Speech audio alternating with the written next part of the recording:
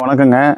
நீலகிரி மாவட்டம் கொளக்கம்பு பகுதியில் கிளிஞ்சடா கிராமத்திலிருந்து விவசாயி செல்லையாங்கிறவங்க பேசுகிறேங்க. இந்த தடவை பனிப்பொழிவு அதிகமாகி எங்களுடைய விவசாய பயிரெல்லாம் கருகி போயிடுச்சுங்க. மேற்கொண்டு நாங்கள் இதிலிருந்து ஏற்கனவே எங்களுக்கு எந்த விலையும் விலைவாசி ரொம்ப குறைவாக இருந்ததுனால அதனாலே எங்களால் ஒன்றும் ஜீவிக்க முடியாமல் போயிடுச்சுங்க.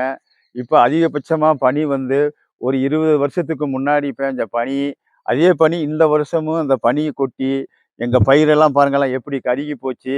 அதோட பாருங்கள் அது பக்கத்தில் உள்ள டீ செடி தேயிலை எல்லாமே வந்து கருகி போயிடுச்சுங்க. போதிய விலையும் இந்த வருஷம் எங்களுக்கு கிடைக்கல. தேயிலைக்கும் அந்த விலை கிடைக்கலைங்க. இந்த விவசாயம் வந்து இந்த மாதிரி பருவம் தப்பிய மழைனாலையும் இந்த அதிக பனிப்பொழிவுனாலையும் இந்த வருஷம் வந்து எங்களுக்கு விவசாயம் ரொம்ப நலிவடைஞ்சு போச்சுங்க. ரொம்பவும் நஷ்டத்தில் போயிடுச்சுங்க.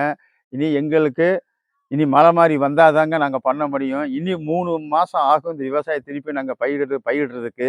அது வரைக்கும் எங்களுக்கு அரசு ஒரு உதவி செஞ்சால் நல்லா இருக்கும்.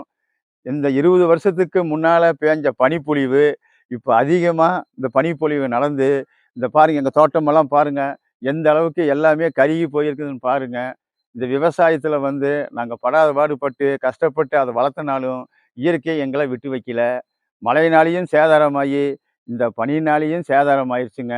அதே மாதிரி போதிய விலை எங்கள் தேயிலைக்கும் கிடைக்கலிங்க. தேயிலை விலையும் கம்மியாக போயிடுச்சுங்க. 2வது தேயிலை செடி